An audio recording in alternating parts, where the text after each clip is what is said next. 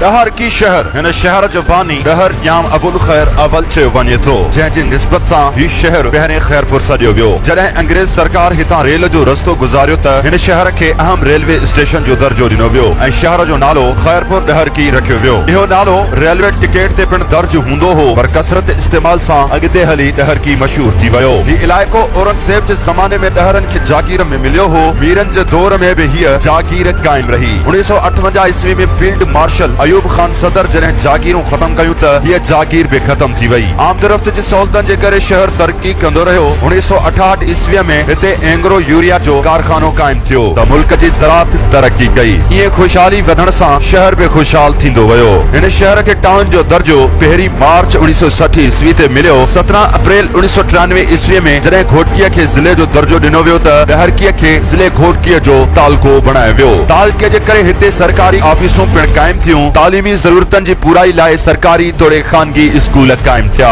1965 ईस्वी में girls college भी कायम कयो वियो। हिते पाकिस्तान खां अॻु जो प्राइमरी स्कूल ऐं पोस्ट ऑफिस मौजूद आहे। गैस फील्ड ऐं डहर की फर्टिलाइज़र जे क़याम खां पोइ डहर की शहर अञा भी वधीक तरक्की कई आहे।